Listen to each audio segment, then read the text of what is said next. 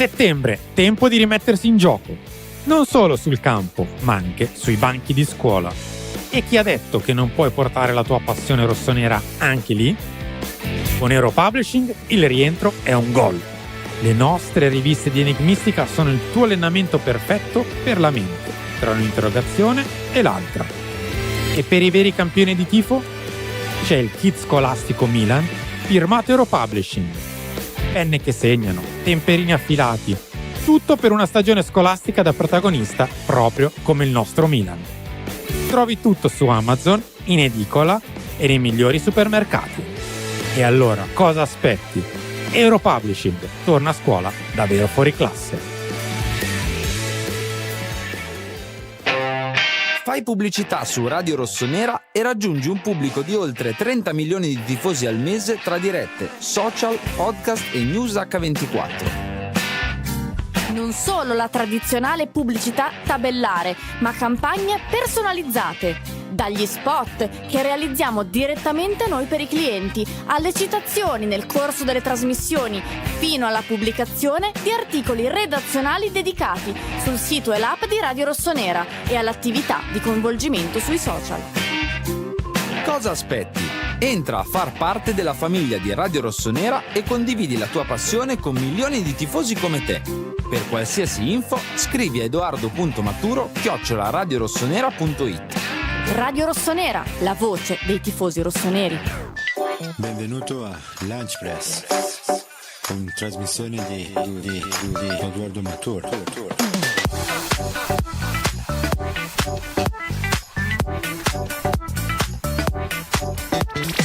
Allora, sarà un motivo. Ora vi vorrei fare un esempio, ma non ve lo faccio perché sennò vi... Fotografia, corto muso. Cazzo guardi? Martedì 30 settembre 2025, chi l'avrebbe mai detto che in questo giorno Milano avrebbe avuto un nuovo stadio? E invece no, non è così, non è così, calma. perché il nuovo stadio sarà comunque nel 2031, ne parleremo, vi diremo tutto perché avremo anche in collegamento il segretario cittadino del PD per raccontare il Consiglio Comunale di questa notte che è finito intorno alle 4. Ma prima tanto calcio, ci sarà anche ospite Tommaso Turci, ma prima di tutto Giacomo Mirandola, buongiorno! Buongiorno a tutti, grazie per avermi messo prima di tutto rispetto ai nostri due ospiti, falsità assoluta ovviamente. No, interessante perché oggi avremo un'ora in cui riusciremo molto a svariare tra il tema diciamo dell'oggi, che è ovviamente lo stadio, e il tema dell'altro ieri, che è Milan-Napoli, visto che tra l'altro Tommy era a bordo campo, quindi esatto, magari ma ci anche racconta della domenica che verrà, retroscena. perché poi ci sarà la Juventus, ci prepariamo insomma Calma, anche calma. quello. Allora Edo, togliti la vestaglia, non vorresti Jeff, perché sotto sono nudo, sono letteralmente nudo, quindi mi tocca... Cosa ridi? Cosa? Sì, quello è vero, quello è vero.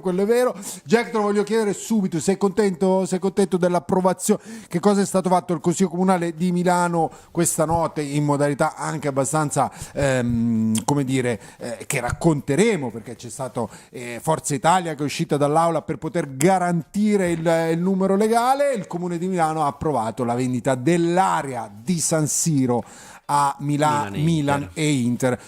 L'iter che cosa prevede? Che ora le squadre dovranno trovare i soldi sostanzialmente dalle banche per sembra per poco, sembra l'ultima cosa, ma è leggermente perché non vuol dire che è stato venduto stanotte, Cioè, facciamo la distinzione. È stata approvata la possibilità di vendere San Siro, la zona di San Siro, non lo stadio, ma tutta la zona, l'area di San Siro a Milan e Inter.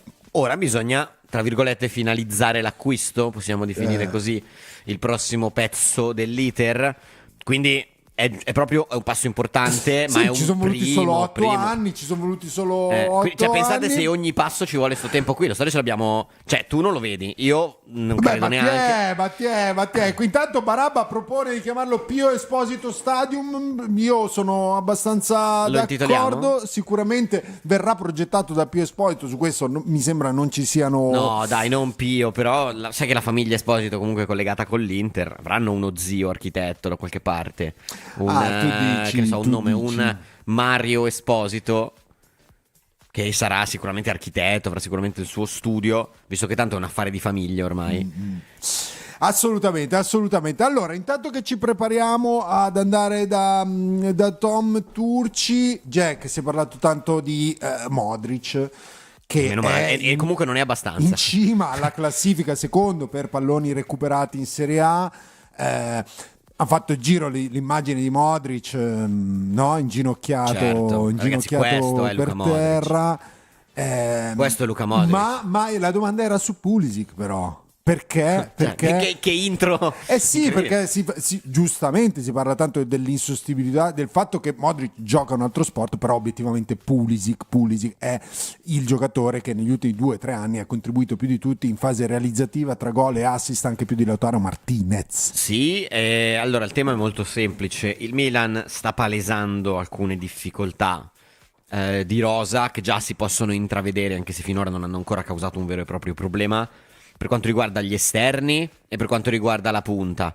E il problema però della punta che non segna, e Jimenez non sta segnando, te lo sta risolvendo Pulisic, che in compenso sta segnando a ogni piede sospinto. Mamma mia, guarda la palla e questa entra in porta, ma intanto diamo il bentornato a Tommaso Turci di DAZN. Ciao Tom. Ciao Tommy. Ciao ragazzi, ciao, buon pomeriggio a tutti. Buon pomeriggio, che domenica era a bordo campo, per cui in realtà parto da Modric per fargli proprio la domanda su Modric, perché Tom ha fatto il giro del mondo, ovviamente l'immagine di Modric a fine partita, inginocchiato per terra dopo aver recuperato l'ennesimo pallone, abbiamo detto secondo in classifica di Serie A per palloni recuperati, tu che eri lì vicino, insomma illuminato dalla luce di Luca, raccontaci. Ma come mi sento ragazzi? Mi sento un privilegiato ad averlo visto da vicino, perché io continuo a non spiegarmi come sia possibile che riesca a non sbagliare mai la scelta, che sia in fase di possesso o in fase di non possesso, cioè lui è sempre nel posto giusto, al momento giusto, si frappone tra l'avversario e il pallone che sta arrivando, copre le linee di passaggio, quando ce l'ha la smista bene, fa le cose facili in maniera talmente naturale, talmente brillante, che anche quelle più complesse poi dopo le fa diventare facili. Cioè è veramente un giocatore che, ragazzi, io non mi spiego come faccia uno a 40 anni a essere così forte. Io forse in un campo da calcio un centrocampista così forte non credo di averlo mai visto a bordo campo. Io sono veramente rimasto estasiato dalla prestazione, e gasa vedere uno che sull'ultima palla della partita caccia la palla in tribuna e poi dopo si mette a esultare così, perché ti fa capire intanto che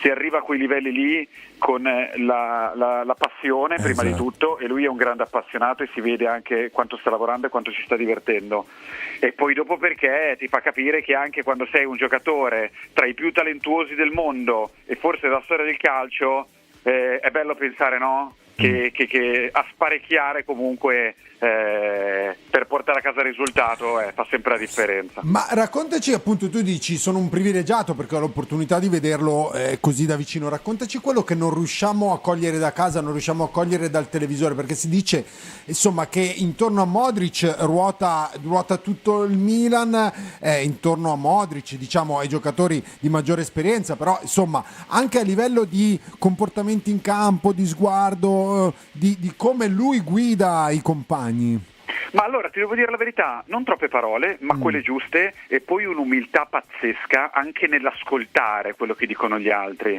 È uno che ama confrontarsi, che sia con il ragazzo giovane, che sia con l'allenatore, cerca il confronto, accetta il feedback anche per crescere ancora. Questo per me è un'altra grande qualità di questo giocatore, e lo si vede poi anche in campo come riesce a interpretare. Poi ragazzi, quando vedo quell'esterno lì da vicino mi viene la pelle d'oca. E tu che apprezzi il calcio, perché qui dicono mi mette i brividi, io l'ho definito commovente, perché Tom, al di là della classe, perché come dicevi tu era dai tempi di Pirlo probabilmente che non vedevamo un giocatore così a San Siro, quello colpisce, però è tutto il resto, cioè la mentalità, l'umiltà, come dicevi tu. E questo ti fa capire anche come alla fine un direttore d'orchestra o comunque un giocatore che ti detta i tempi, e comunque anche con lo spirito d'abnegazione va a trascinare i compagni, ti cambia un po' tutto il centrocampo e di conseguenza tutta la squadra.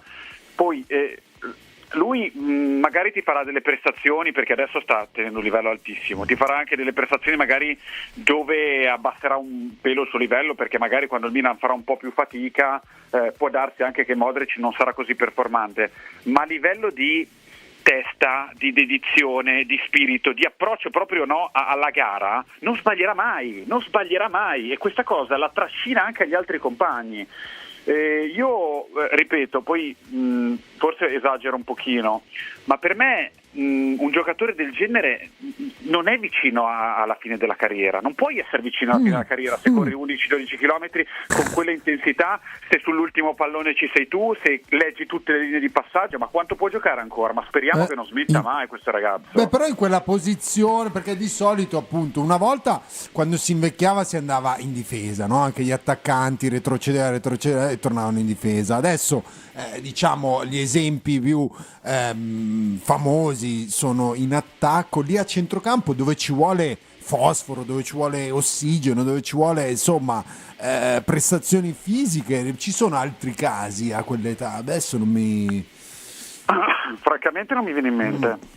Non mi viene in mente nessun giocatore, però ti posso dire che Modric quest'anno poteva fare 30 minuti finali al Real Madrid in tutte le partite. Non è che l'ha mandato via e gli ha detto tu qua non ci puoi più stare. È ancora un giocatore che magari a ritmi un pelo più bassi, quello sì, non ti dico che adesso è uno che spadroneggia in Premier League, però stiamo parlando di un giocatore che a livello proprio di qualità, di tempi, di conoscenza del gioco gioca ancora nella squadra più forte del mondo, ma senza dubbio.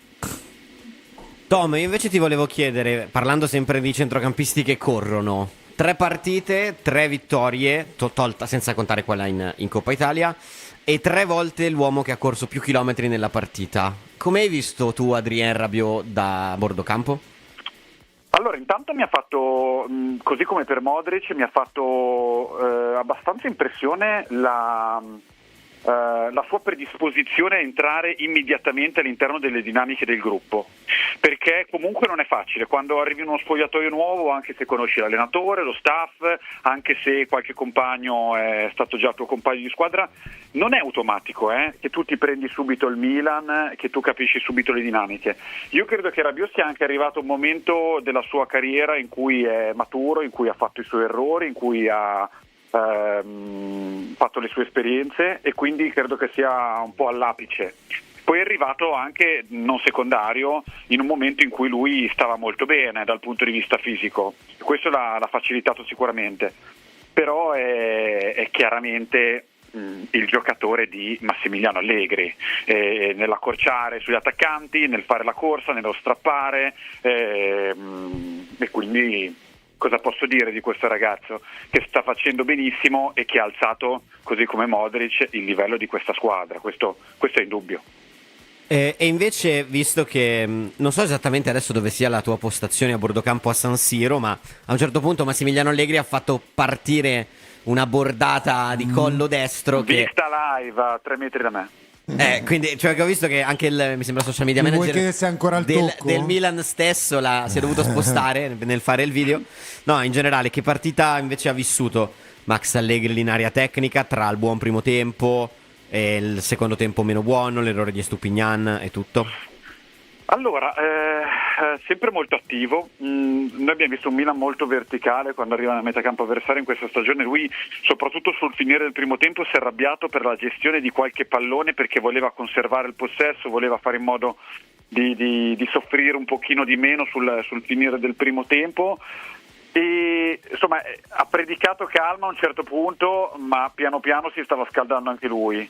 Vi racconto che non ha visto il finale della partita, perché su quella rimessa al fondo finale che stava per battere Mignan, lui era già rientrato negli spogliatoi, quindi la fine non se l'è vista, sapeva già che la partita sarebbe finita più o meno sul rilancio lungo, e devo dire che ogni tanto si arrabbia quando c'è qualcuno che, diciamo così, non ci mette il cuore, queste testuali parole, perché magari, non lo so, in quel momento lì non sta risparmiando le energie, non è il momento di fare la corsa in più quando la palla ce l'hanno gli avversari, eccetera eccetera. Però è un Massimiliano Allegri molto molto soddisfatto, e la sensazione, ragazzi, è che ci sia una squadra che lo segue in tutto, e questo è ovviamente il motivo per cui poi dopo i risultati stanno arrivando. Grande fiducia in lui. Ti dici nulla, è frutto del caso. Tra l'altro stamattina leggevo da qualche parte che il Milan, il mister ha annullato, diciamo così, il giorno libero subito dopo la partita, proprio per evitare che poi i festeggiamenti, così impariamo a vincere, annullo il giorno libero. Sì, effettivamente. Tom, da cosa si vede, tu che segui spesso e hai seguito spesso anche la passata stagione il Milan da bordo campo, in che cosa si vede il cambio perché tutti parlano di un ritrovato gruppo, il Milan finalmente squadra? Ma allora intanto credo che ci sia un rispetto dei ruoli ben preciso. Credo che ci sia l'arrivo di determinati giocatori del quale abbiamo parlato prima, che ha portato una mentalità diversa, la voglia anche di uscire, se vogliamo, da una situazione brutta che ormai si stava vivendo da troppo tempo da parte di determinati giocatori, quindi la voglia, no, di sacrificarsi una volta in più per il compagno, la voglia di combattere, che si giochino 10-15 minuti o che se ne giochino 95. I risultati aiutano, perché poi quando arrivano i risultati c'è entusiasmo, si lavora meglio in settimana, quindi voglio vedere anche quando le cose non andranno benissimo come reagirà questo gruppo, perché l'anno scorso parlavamo tanto di leadership, che era un po' quella che mancava, e vediamo come reagiranno poi dopo e risponderanno i leader nei momenti compressi, perché poi è lì che si vede la squadra vera, non quando le cose vanno bene si va a gonfie vele.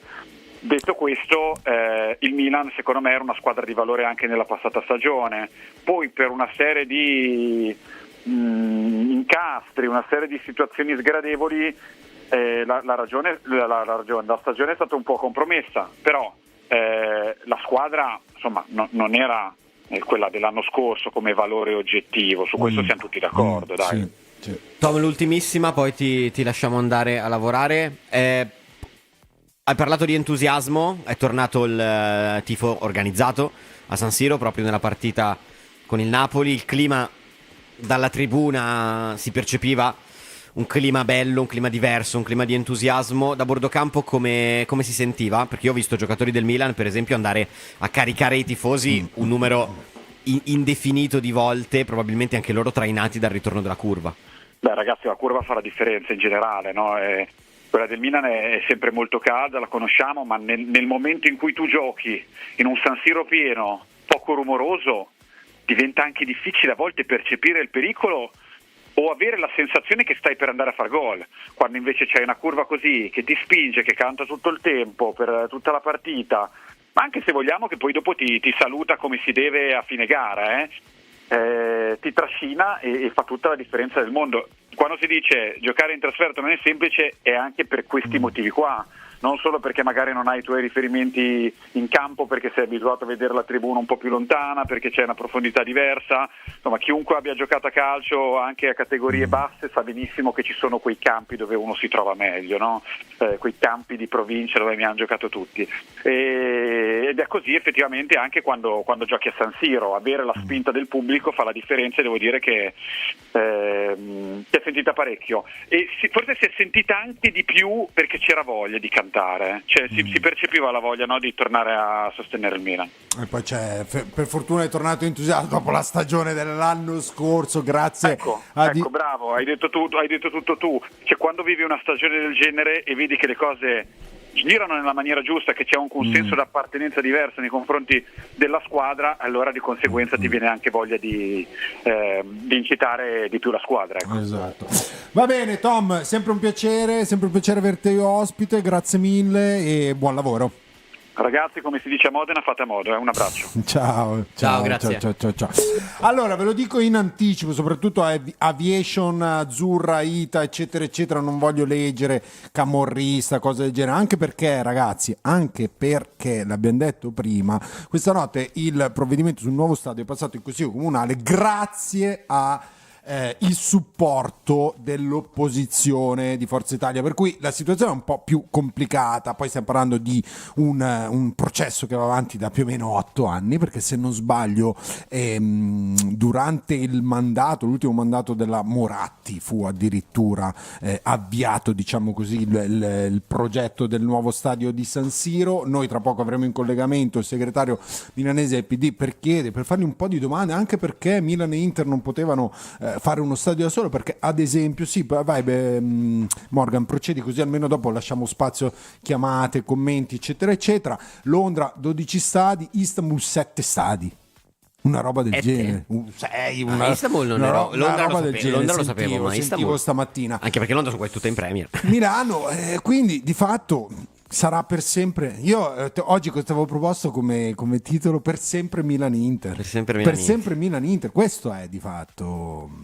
Sì, allora la mia idea è piuttosto chiara a riguardo. Lo stadio di proprietà è troppo necessario.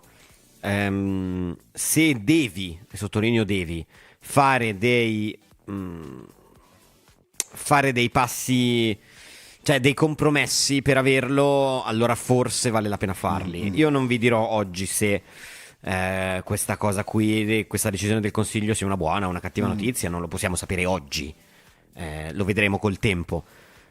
Va detto che lo stadio di proprietà serve, punto, perché se no non puoi mai arrivare a quel livello lì, perché se adesso le squadre che vincono hanno tutte lo stadio di proprietà di fatto, è un passaggio troppo importante. Certo, l'idea di condividerlo è chiaro che non è iper entusiasmante. C'è anche poi un tema legato però alla città di Milano, cioè nel momento in cui, cioè, meglio avere per esempio questo magari è una domanda, provate a rispondermi un po' in chat, meglio avere uno stadio con proprietà a Milano, che quindi comunque sia legato anche tra virgolette alle origini, alla storia, al blasone, alla città, o averne uno da soli ma fuori da Milano? Marchino dice lo condividono per abbattere i costi. Allora intanto abbiamo presidente Scaroni non sullo stadio ma su Modric.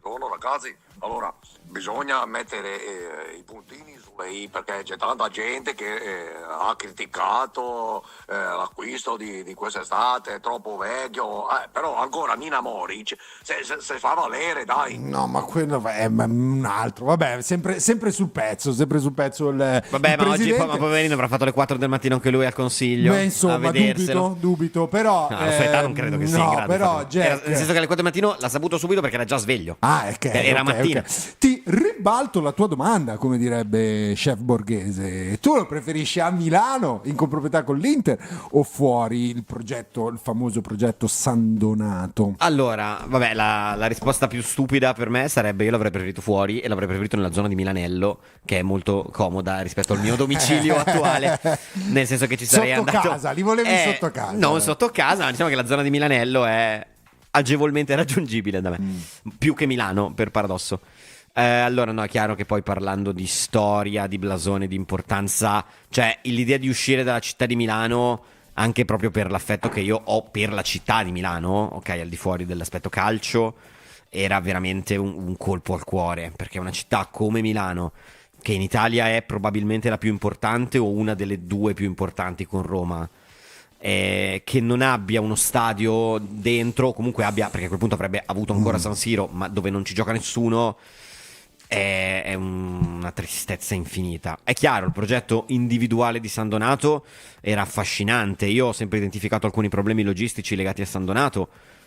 Uno banalissimo che secondo me non hanno mai preso in considerazione: a San Donato c'è la nebbia per 8 mesi l'anno, in maniera piuttosto importante, piuttosto pesante. Secondo me ma Jack, sarebbe stato un problema.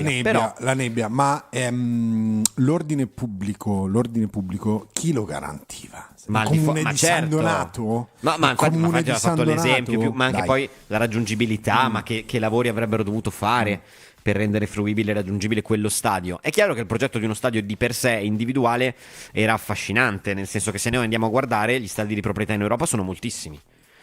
Gli stadi in comproprietà in Europa forse non me ne vengono in mente in questo momento, perché in Inghilterra ognuno ha il suo stadio, e non parliamo di Arsenal e Chelsea tra le squadre di Londra per esempio, ma parliamo anche del Crystal Palace, del Fulham, che hanno uno stadio di proprietà. Cioè Londra ha stadi di proprietà per ognuno sostanzialmente dei Sì, vari sì, club, tutti. più lo stadio in cui gioca solo la nazionale e le finali delle varie coppe, che è Wembley, che invece quello è comunale. Certo, ma no, mi sono dimenticato la... Sì, la Reggiana è lo stadio di proprietà, però è mezzo in comproprietà, perché si chiama Mapei Stadium, ragazzi. Cioè, quindi la Reggiana lo usa perché è a Reggio Emilia fisicamente, ma di fatto è lo stadio del Sassuolo. Ma Teo dice l'ordine pubblico lo gestisce la questura, ma i vigili che devono ma vuol dire che loro avrebbero dovuto chiedere a Milano, è difficile, avrebbero dovuto chiedere in prestito a Milano ogni partita del Milan, dovevano chiedere cioè non ha San Donato proprio come comune individuale non ha gli uomini per gestire un evento del calibro di una partita di Serie A. Sì.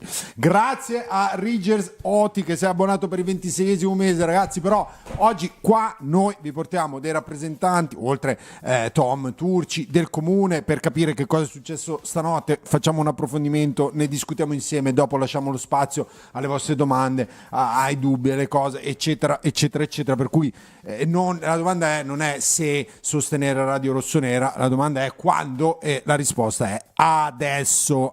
Abbonatevi, mettete like al video, iscrivetevi al canale, di più non so che fare. Dalla regia però mi dicono che abbiamo in collegamento anche Alessandro Capelli, segretario del PD milanese, per cui ciao Ale, benvenuto su Radio Rossonera. Ciao, grazie, ciao, buongiorno a tutte e tutti. Allora, come immaginerai, no? Oggi qui si discute solo di una cosa, il nuovo stadio del Milan e dell'Inter. Questa notte, verso le 4, un po' prima delle 4, il Consiglio Comunale di Milano ha approvato sostanzialmente la vendita ai due club dell'area di San Siro. Com'è andata? Perché si è arrivati alle 4 di notte, Ale? Perché la convocazione era stata alle 16:30, quindi come si sa poi quando ci sono gli emendamenti e un tentativo di ostruzionismo da parte dell'opposizione si è andato avanti fino a lungo. Cosa è successo ieri? È successo che è stata votata la delibera presentata dalla vice sindaca Anna Scavuzzo riguardo alla gestione dello stadio e delle aree limitrofe, e la maggioranza alla fine ha proposto e votato degli emendamenti come quello per esempio che riguardano la white list sull'anticorruzione, l'antimafia, sull'accessibilità dello stadio, sulla tutela del Parco dei Capitani che è limitrofo, e poi si è arrivati al voto positivo come visto, 24 sì e 20 no. Ecco, perché la gente fa fatica a capire perché ci è voluto così tanto tempo, circa un poco meno di 8 anni. Tu facevi riferimento a appunto una serie di garanzie che il Comune di Milano chiedeva e chiede alle società che acquisteranno l'area. Certo, noi ci siamo sempre mossi negli ultimi 8 anni, da quando sono emerse diverse ipotesi sul futuro dello stadio, a tenere in equilibrio quello che è il diritto, il bisogno, perfino direi il desiderio della città di avere un grande stadio internazionale, di avere, ed è sempre stata la nostra richiesta, un unico stadio per Milan e Inter che in qualche modo tutelasse il territorio della città metropolitana. So che su questo non tutte le tifosi sono entusiasti, ma io credo che bisogna sempre ricordare che la costruzione di più stadi in un territorio piccolo come quello della città metropolitana rischia di avere un grosso impatto anche sul verde. Però noi ci siamo battuti negli anni per avere uno stadio grande, perché l'ipotesi iniziale delle società era di fare uno stadio di 50.000 persone, che avrebbe voluto dire biglietti ancora più cari e inaccessibili di quelli che ci sono oggi, e invece credo che il diritto delle persone di andare a tifare la propria squadra del cuore sia una cosa importante e abbia un valore sociale. E noi negli anni, quindi sostanzialmente nella discussione con la società, abbiamo posto diversi paletti a tutela della città e anche a tutela di quello che doveva essere il progetto. E quindi uno stadio, dicevo, nuovo, accessibile, grande, che in qualche modo ci aiutasse a rispondere alla domanda cosa succede al futuro di San Siro, perché poi il grande tema è questo. Voi sapete, San Siro è di proprietà comunale, affittato da solo 2 soggetti che sono il Milan e Inter, che a loro volta ci sono dei concerti estivi. È ovvio che se qualora Milan e Inter avessero deciso di andarsene, San Siro sarebbe rimasto sulle spalle dei contribuenti milanesi, che avremmo dovuto pagare lo stadio a quel punto desertificato. Quindi il nostro lavoro è stato molto complicato, ma allo stesso tempo semplice, cioè lavorare perché ci fosse uno stadio grande, bello, internazionale e accessibile dentro la città di Milano, dove le persone possono arrivarci con i mezzi pubblici, con la bicicletta, oltre che con i mezzi privati. Uno stadio che in qualche modo stesse incastonato anche dentro un quartiere difficile, quindi noi abbiamo sempre chiesto alle società che costruiscono lo stadio di prendersi in carico anche la ristrutturazione e la riqualificazione dell'area intorno, che voi sapete è un'area con un contesto popolare piuttosto fragile. Dentro questo contesto ovviamente noi abbiamo sempre detto che non deve essere il pubblico, quindi non devono essere i cittadini a pagare lo stadio del Milan e dell'Inter, e contemporaneamente tra vendita e onere di urbanizzazione il Comune di Milano avrà a disposizione 300 milioni di euro più o meno, che noi abbiamo chiesto venissero spesi in questo modo per riqualificare l'area intorno allo stadio. Ci sarà 50% della nuova area ricostruita che sarà un parco, quindi sarà un posto bello, oltre ad avere uno stadio a firma Foster, quindi che sono lo stesso studio di architettura che ha fatto il nuovo Wembley. Ci saranno i soldi da investire per il quartiere intorno, che è anche un quartiere popolare, per riaprire le piscine pubbliche e per lo sport di base in città, che è una grande questione sociale, di giustizia sociale, e per il piano case e la ristrutturazione delle case popolari nella città. Quindi in qualche modo la discussione è stata ruotata tutta intorno a questi diversi elementi che noi pensiamo di aver incastonato nel miglior modo possibile. Ale, ho un po' di domande che mi sono segnato e ti farò una dietro l'altra, però per chiudere su questo, sulle opere accessorie a cui tu facevi riferimento, quindi tu dici un parco, le piscine, le cose eccetera, la parte commerciale invece legata alla costruzione dello stadio, in cosa consiste? Allora, significa che cerco di non essere tecnico per non annoiare ed essere chiaro. Inizialmente, ovviamente, nell'ipotesi il Comune ha proposto a Inter e Milan di ristrutturare lo stadio Meazza. Questo è agli atti, è riconosciuto, è stata una discussione pubblica. Milan e Inter sono presi a un certo punto anche del tempo per valutare i progetti in campo, ma hanno detto un no secco. E quindi ovviamente cosa è successo, cosa si è votato ieri? L'accezione di un'area oltre San Siro alle squadre, con l'impegno delle squadre di riqualificare. Cosa possono fare lì? Anzitutto c'è un coefficiente di edificabilità dello 0,35, cioè in ogni caso molto più basso di quello che avevano chiesto inizialmente le squadre, cioè lì si potrà costruire del commerciale, del ricreativo, del sociale, ma dentro perimetri controllati, e contemporaneamente non ci potranno costruire case. Quindi non è vero che lì intorno sorgerà il quartiere di lutto dove vivranno i ricchi, perché questa cosa non è vera, perché non si può fare. Ma l'indice di edificabilità dalle altre parti invece quant'è? Era quasi più del doppio, poco meno del doppio, del doppio. Quindi ovviamente dipende da un sacco di variabili a contesto, però quello che aveva chiesto la società era decisamente più alto. Cosa ci sarà lì dentro? E questo è il tema della discussione che oggi c'è in campo. Cioè noi aspettiamo a questo punto la presentazione dei progetti definitivi dello stadio, dell'area limitrofa, e sarà il Consiglio Comunale con il piano attuativo a discutere concretamente cosa fare. Cioè non è vero che adesso le società avranno carta bianca per fare quello che vorranno, perché anche ieri è stato votato un emendamento che chiede al Consiglio Comunale, quindi alla rappresentanza dei cittadini, di essere responsabili e di gestire quello che accadrà. Ci sarà sicuramente il nuovo stadio, ci sarà sicuramente del ricreativo, ci sarà sicuramente dell'accoglienza, ci sarà del commerciale che deve ancora essere definito in qualche modo. Sarà sicuramente quella che era stata definita la cittadella dello sport, cioè sarà un luogo che in qualche modo, come hanno detto le squadre, come in un sacco di altre parti d'Europa, sarà vivo 7 giorni su 7, non solo dei giorni della partita. Ale, si parla del fatto che dovrebbe essere inaugurato intorno al 2031, ma da oggi al 2031 ci sono ancora dei passaggi che possono far saltare la decisione appunto sul nuovo stadio, oppure ormai, come dire, siamo incanalati all'interno di questa cosa qua?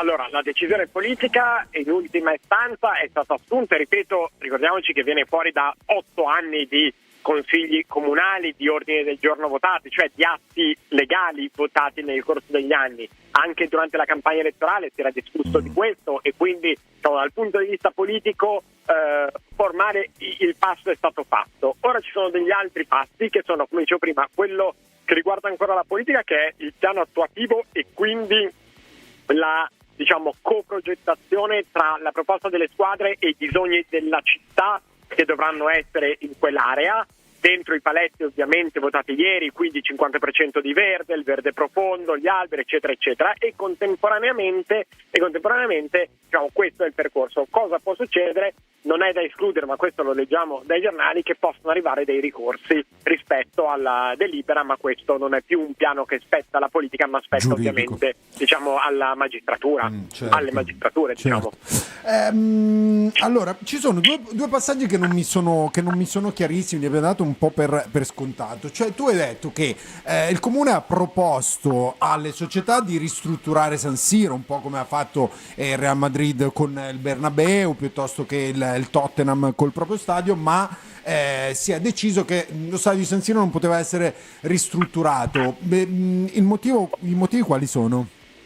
Il motivo che hanno dato le società è che economicamente per loro non era una strada conveniente. Non era una strada conveniente perché ci si muove su due modelli diversi: o il modello di stadi piccoli di proprietà e di singola squadra, come per esempio è il modello inglese, no? Sappiamo quanti stadi ci sono a Londra, oppure invece ci si muove su stadi che sono dentro un contesto edificato tanto da essere vivibili e visitabili non solo lo stadio ma proprio la zona intorno.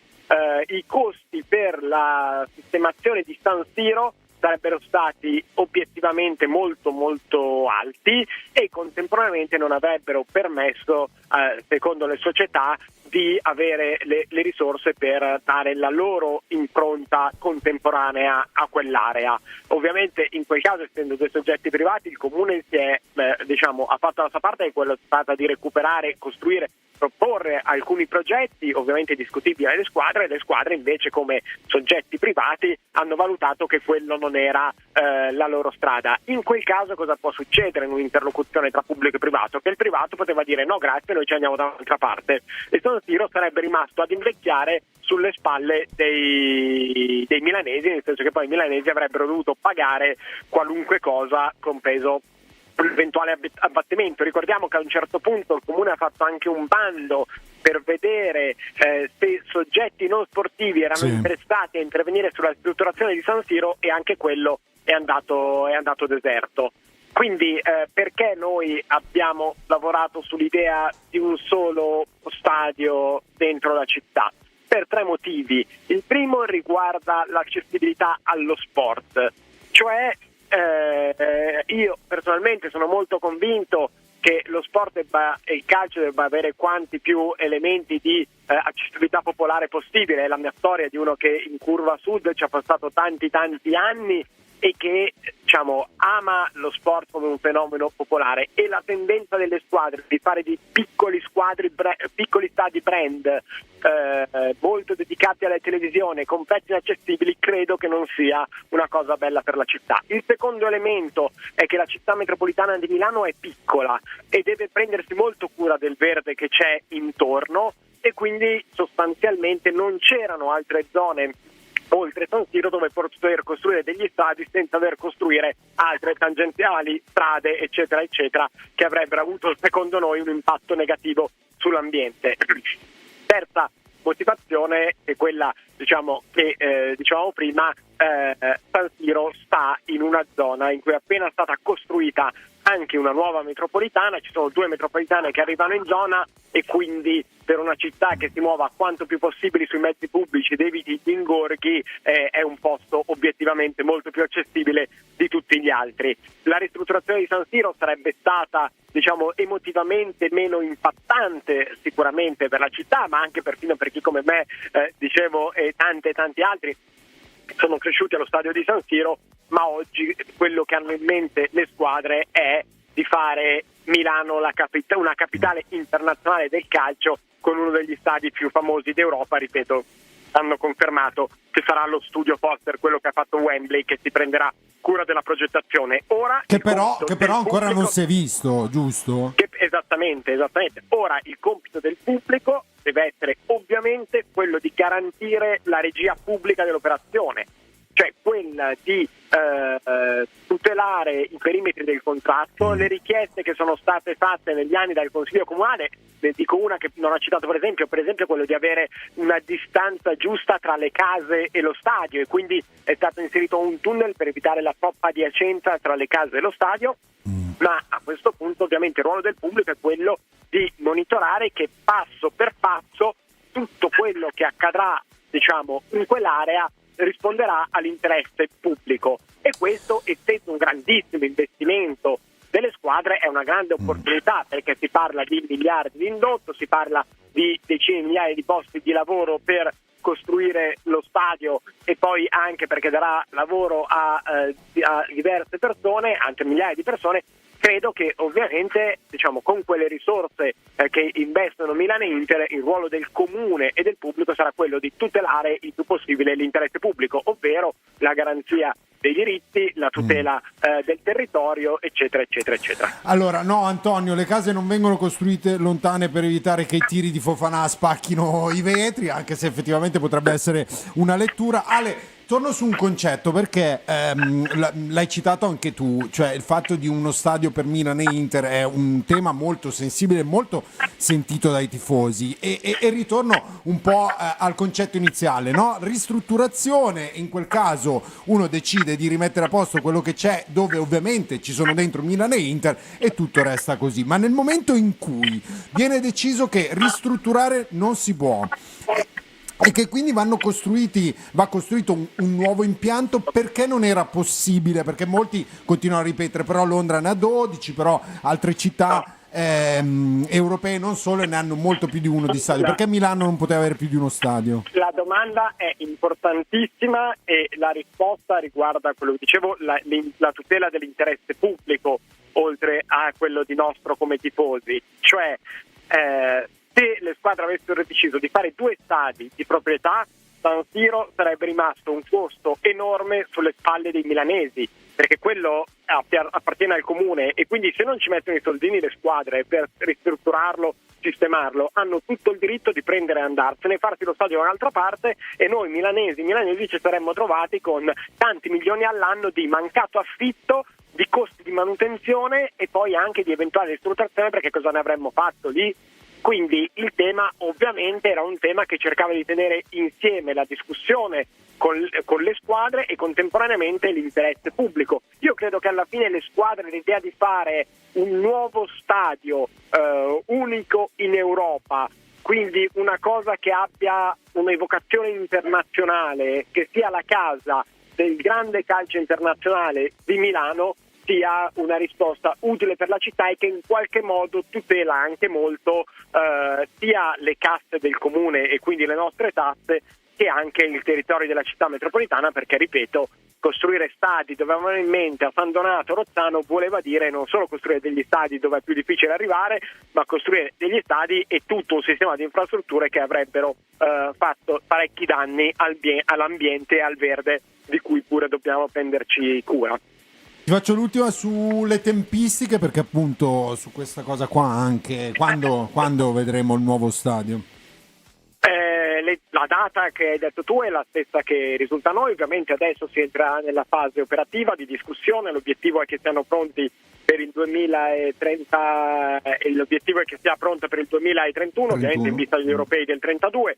Voi sapete che ad oggi lo stadio di San Siro non potrebbe entrare negli stadi dove giocare gli europei del 2032, sarebbe un grande peccato, e quindi l'obiettivo è arrivare lì. Quindi anzitutto con l'avere lo stadio nuovo in 7 anni. Sarà Un percorso graduale, ovviamente sempre accompagnato dal Consiglio Comunale. Questa cosa insisto perché noi ora abbiamo un grande obiettivo comune, che è quello di tenere insieme il bisogno della città di avere un grande nuovo stadio, dei tifosi di poter avere uno stadio molto bello e una zona limitrofa vivibile sempre, e contemporaneamente però anche il dovere della politica di garantire che l'impatto sulla città e l'interesse pubblico sia garantito e sia tutelato, e che quindi ci sia il verde profondo, e che quindi tutto venga costruito, diciamo, a norme e crismi, rispettando e riqualificando anche l'area circostante. Ale, allora per il momento ti salutiamo, però magari ci risentiamo anche in un'altra puntata, perché c'è Scalerhead e tante persone che ti vorrebbero fare un sacco di domande. Per intanto, diciamo, la prima pietra, quella più importante, è stata messa stanotte. Adesso prossimo si diceva Milan-Inter, adesso devono dare al comune le garanzie, le fideiussioni, insomma, per i pagamenti, quindi per next step. Esattamente, next step sono la presentazione del progetto e l'avvio della programmazione dei lavori, concordata in modo che per chi abita in quella zona i lavori non abbiano un impatto eccessivo sulla viabilità e sull'area e sulla propria vita. Insomma, questo mi sembra il lavoro, quindi la co-costruzione del programma dei lavori, che comunque dovrà essere rapido. D'accordo, Ale, grazie. Io ovviamente rimango, diciamo, a vostra disposizione, dico anche ai tifosi e alle tifose che vogliono scrivere, contattare, a qualunque domanda possiamo rispondere, e ovviamente vi ringrazio tantissimo per l'invito. Io vi avrei chiesto se ho fatto bene o no a prendere Gimenez come punta in 2 fantacalci su 3, ma questo poi magari mi invitate la prossima volta per parlarne, perché inizio a vivere ne so qualcosa ecco, insomma, vorrei parlare anche di questo, che ecco. Va bene, Ale, grazie mille, un abbraccio, buon lavoro. Grazie, un abbraccio a voi, grazie mille, ciao. Purtroppo non resta tantissimo, un quarto d'ora per le vostre domande, considerazioni, eccetera. Vi mettiamo subito il telefono, non so se tu, Jack, ne hai qualcuno per rispondere a Scalerhead. Ti ho scritto, dammi tu le domande, non mi sembra di le domande scomode. Gli abbiamo chiesto tutto quello che c'era da chiedere, mi pare di capire quali sono le tempistiche, i next step, come è andata l'approvazione, quali sono stati i nodi che hanno visto appunto comune e società confrontarsi, e insomma questo sì, è, vi abbiamo restituito questa fotografia. Forse l'unica cosa, però non credo che sarebbe stato in grado di risponderci lui, è perché in effetti è una cosa a cui ho pensato anch'io, ma allora adesso finisce tutta la parte tra virgolette burocratica in, non lo so, un paio d'anni, improvviso, non idea di quello che sto dicendo, Poi per costruirlo fisicamente ci vorrà un anno, una cosa così, 2 anni? Qualcosa del genere. E in quei 2 anni dal 27 dovrebbero partire, 27-31. E dal 27 al 31 il Milan e l'Inter dove giocano? Al Gevis? Cioè, dove vanno a giocare Milan e Inter in quei 2? Ma questo sicuro non te lo dice. Sicuramente non sa dirlo lui, però no, anche perché non c'è un'altra struttura a Milano dove si possa giocare, perché c'è l'Arena, ma figurati si può giocare all'Arena. Ma la prima volta era previsto, se non sbaglio, l'abbattimento alla fine della del vecchio impianto, alla fine della costruzione del nuovo. Dovrebbe essere un po' così, se no giustamente dicono in Australia, tanto ormai andiamo a giocare. Sì, stiamo lì così Marco aperto, però così Marco con te, Matteo? Sì, non mi esatto, più. lo Scusami, costruiscono a casa, se resta il progetto dell'altra volta, ma come ci ha detto Capelli ancora non c'è il progetto di questo grande archista, o almeno ancora non è stato reso pubblico. Si dovrebbe giocare a San Siro, poi una volta completato il nuovo ma anche se fosse così, ti ringrazio Flavio, sicuramente hai ragione tu, però anche se fosse così, cavolo, comunque in questi anni andare a San Siro, se dovessero, vi leggo il messaggio di Flavio, avete ragione, ha più senso. Flavio, che è un nostro abbonato, seguite l'esempio di Flavio. Lo stadio lo costruiscono a fianco dove c'è il parcheggio, una volta costruito battono quello vecchio. Sì, allora comunque vuol dire che in questi anni, ok, giocare si potrà, raggiungere lo stadio sarà un po' complicato. Ci saranno diverse stagioni di estrema difficoltà per andare a vedere il Milan a San Siro. Io ad esempio una cosa che non ho ancora capito, ma anche qui non era da chiedere al comune, sarebbe da chiedere alle 2 società, perché si dice, noi partiamo dal presupposto, ok, che San Siro non va bene, è vecchio, eccetera eccetera. In cosa? In cosa è vecchio San Siro? Sì. Beh, in tutto. In tutto, è come quando dovevo prendere la macchina cinese e dicevo perché è cinese, ho capito, perché è cinese strutturalmente è piuttosto vecchio. La connessione purtroppo in alcune circostanze lo vedete anche voi nei vari post partita che registriamo anche a volte dallo stadio, quando ci sono le partite in casa, la connessione è tragica perché i materiali sono vecchi. c'è una problema, a mio modo di vedere, la tribuna stampa, nel senso che io ho avuto la fortuna sulla sicurezza, sul fatto che ci sono alcune tribune che, però ovviamente stiamo parlando di una ristrutturazione, di un'eventuale ristrutturazione. Se uno invece è vecchio da non poter essere neanche ristrutturato, no, ma si è detto che il problema non è che non si può ristrutturare, è che i costi erano troppo alti. L'amianto non lo so, io di amianto, hai sentito di amianto? Io non questo non lo so, perché sarebbe abbastanza illegale, non penso che in questo momento si potrebbe accedere 70.000 persone se ci fosse un problema di amianto, non penso. Ciao, come ti chiami? Ciao Edo, ciao Jack, ciao carissimi. Ciao Angela. Ciao belli, vi stavo ascoltando sul discorso dello stadio. Io non lo vorrei mai in condivisione con i nati dopo, nati male, quindi questo è il mio pensiero. E poi penso anche alla dismissione sia quindi l'abbattimento dello stadio, del tunnel, penso anche a tutte le persone che ci sono lì in zona, che comunque penso che non sia il massimo e hanno tutta la mia solidarietà. Io non abito a Milano, però penso che cosa possa comportare anche a livello di clima, visto che Milano ha cercato di fare per eliminare l'aria un po' pesante e cattiva. Adesso questa cosa qui io l'avrei fatto da un'altra parte, perché comunque io non ne capisco niente, però immagino, buttare giù uno stadio, penso che i 3/4 li butteranno giù, più il tunnel. Che dovrebbe rimanere solo una esatto, che cosa voglia dire per le persone della zona. E poi ricordiamo sempre che oltre allo stadio ci sono tantissimi interessi in ballo, perché comunque lo stadio è una minima parte, poi c'è il centro commerciale, i palazzi, quindi alla fine teniamo le dita incrociate, però a me quello che interessa è che si faccia il bene del Milan, ma condividere lo stadio con i cartonati non è proprio il massimo e a volte diventano le cose un po' diverse da come sono. Io ogni tanto così spulcio qualcosa, però ci sono interessi in ballo che con lo stadio c'entrano ben poco e il Milan dimmi Edo, dimmi. No, nel senso che poi stai dando in mano a due fondi che non si capisce chi sono, un quartiere di Milano, non lo so, io ho già detto come la penso su questa storia, però giustamente, e per fortuna non ero io a dover prendere una decisione. Grazie mille Angela. Un bacione, ciao Angela. C'è da dire che la questione dell'amianto è vero, è stata riscontrata, stavo vedendo, la presenza di amianto nella struttura del stadio di Venezia è una criticità emersa nel contesto della demolizione dello stesso per far spazio a un nuovo infatti anche demolirlo non sarà così semplice se c'è l'amianto, perché l'amianto se lo distruggi crei casino. Vabbè, allora un tema secondo me potrebbe essere, però capiamo che io credo che nonostante la condivisione, nel momento in cui dovesse veramente partire tutta sta cosa, lo stadio di proprietà, anche se è solo tra virgolette in costruzione, è un asset importante. Quindi io penso e spero che questo possa aumentare, anche il fatto che il progetto parta senza che poi si sia ancora concluso, aumenti l'appetibilità del Milan, nonostante sia in condivisione, perché comunque il Milan attualmente ha uno stadio in affitto, è in condivisione, lì passerebbe a essere di proprietà e in condivisione per un compratore esterno, e quindi a quel punto si cambierebbe proprio la proprietà. Anche su questo si tende a fare un po' un automatismo, ma come dici tu è un tema, non è automatico. No, è un tema che evidentemente, perché è chiaro, no? Inserisci un asset, e che asset in più all'interno di quella che è la situazione del patrimoniale del club, però poi da lì insomma è tutto da dimostrare. Ciao, come ti chiami? Ciao ragazzi, sono Mauro. Ciao Mauro. Hai fatto le ore piccole fuori dal comune, Edo. Ti conosco ormai, mascherina. Sì, era incatenato al cancello, Edo, per protesta.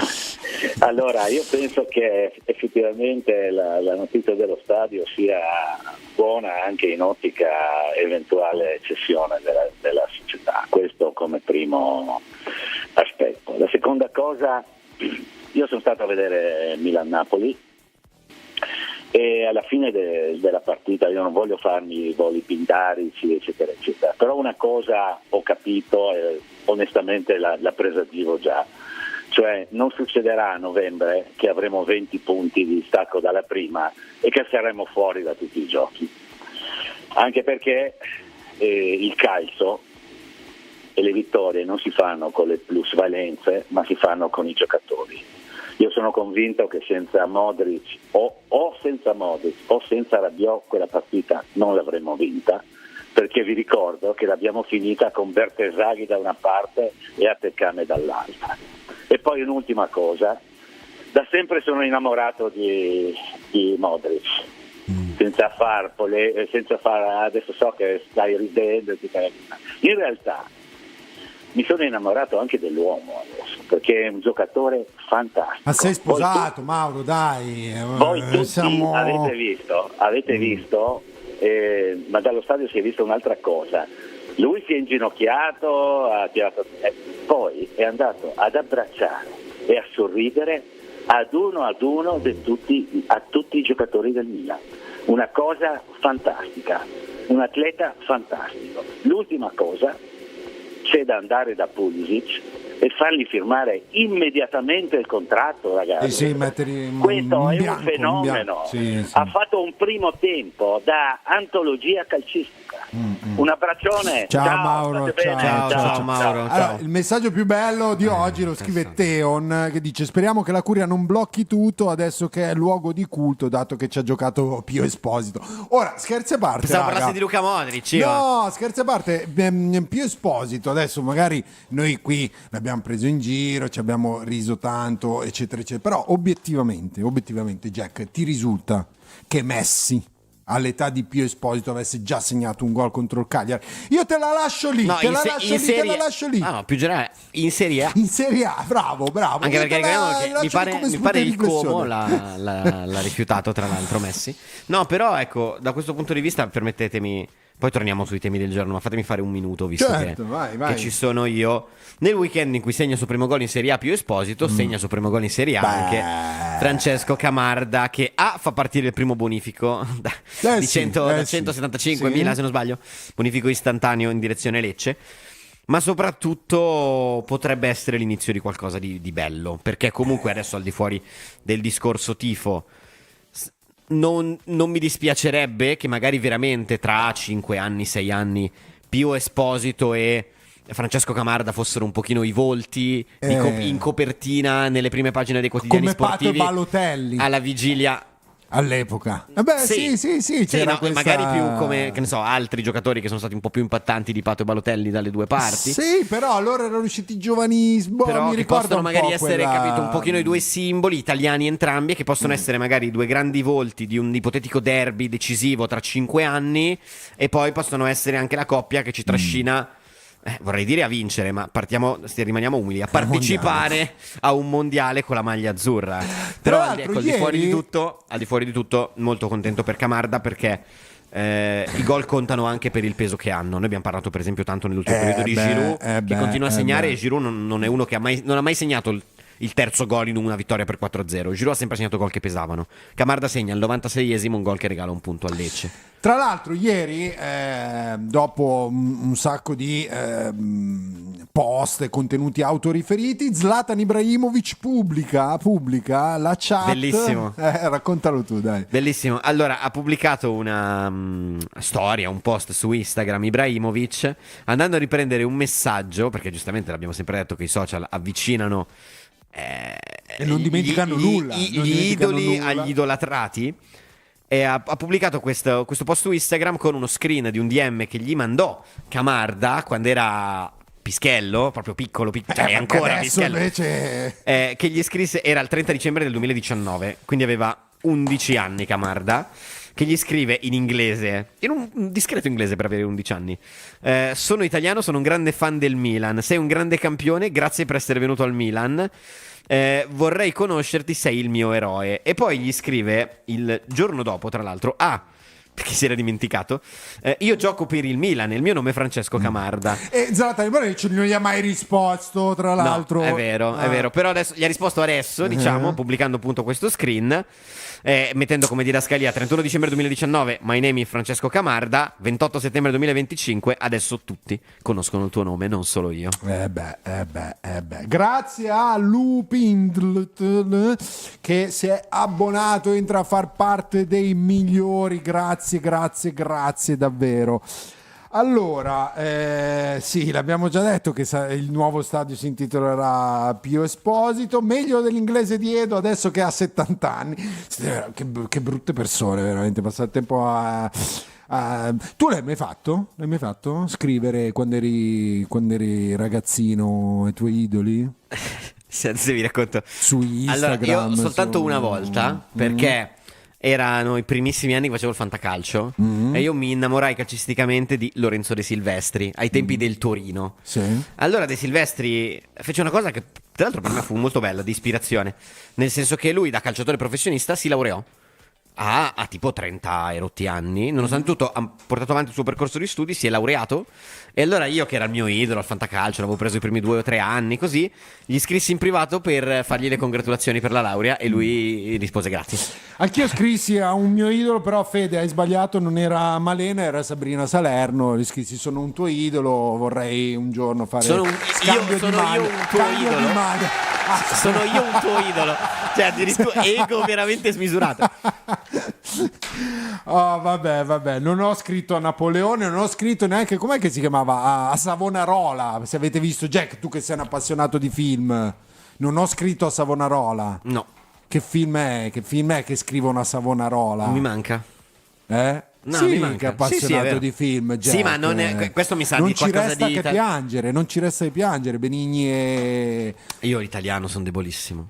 No, ragazzi, però giovedì è uscito il nuovo film di Paul Thomas Anderson e io l'ho visto giovedì. Ma allora tu, se tanto mi da tanto, sapevi anche chi era quello che c'era a bordo campo col Milan? Perché mi ha detto che non era Bob Sinclair. No, era Jared Leto. Jared Leto, cantante e attore, ha fatto diverse cose, ha fatto tipo un Joker un pochino discutibile nei film della DC, ma ha fatto invece un ruolo secondo me molto bello in un film che vi consiglio, veramente bello, che è Dallas Buyers Club, che è un film sugli tema algoritmi nel mondo del baseball. No, è un film sul tema dell'AIDS, dell'omosessualità, come veniva vista l'AIDS ai tempi. E Jared Leto fa il ruolo difficilissimo di questa donna transessuale che ovviamente è malata. Un ruolo bellissimo, un film splendido, guardatelo. Nel prossimo film di Jared Leto, ho letto qualche indiscrezione, dovrebbe interpretare il presidente Scaroni alle prese con San Siro, ma non vi voglio Scaroni giovane. Scaroni, sì. Young Scaroni lo chiamano. Tipo Young Papa, tipo Young Scaroni. Non è male, va bene, dai, le 14 in punto, abbiamo avuto 2 ospiti, abbiamo parlato di argomenti seri, abbiamo sparato anche cagate così sul finale, abbiamo avuto qualche abbonato, ragazzi, anche voi mettetevi una mano sul cuore, sostenete Radio Rossonera. Che dire, alle 16 il talk, il sito, i social, raga, oggi vi abbiamo svelato il reveal, abbiamo fatto il reveal, sai, di solito si fa il reveal del sesso, del futuro nascituro. Baby shower, sì. Esatto, noi abbiamo fatto il reveal di quello che regaliamo ai nostri ascoltatori e scusate se è poco. Sì, adesso non potete proprio mancare mai a nessun appuntamento social, a manetta, trasmissioni, vedetele tutte, e se non siete abbonati. Scusate se è poco, quindi possiamo passare ai ringraziamenti, perché tanto siamo sempre qui domani alle 13, anzi domani c'è la ZIL, ve lo anticipo. Grazie a Morgan in regia, grazie a Jack, grazie a te, grazie a voi, grazie agli ospiti, grazie alle vostre telefonate, alla vostra partecipazione in chat, e ci vediamo domani alle 13. Ciao. Settembre, tempo di rimettersi in gioco, non solo sul campo, ma anche sui banchi di scuola. E chi ha detto che non puoi portare la tua passione rossonera anche lì? Con Euro Publishing il rientro è un gol. Le nostre riviste di enigmistica sono il tuo allenamento perfetto per la mente, tra un'interrogazione e l'altra. E per i veri campioni di tifo? C'è il kit scolastico Milan, firmato Euro Publishing. Penne che segnano, temperini affilati, tutto per una stagione scolastica da protagonista proprio come il nostro Milan. Trovi tutto su Amazon, in edicola e nei migliori supermercati. E allora cosa aspetti? Euro Publishing torna a scuola davvero fuori classe. Sì, è finito anche questo puntato di Lunch Press. Ci vediamo domani ancora come tutti i giorni ore 13.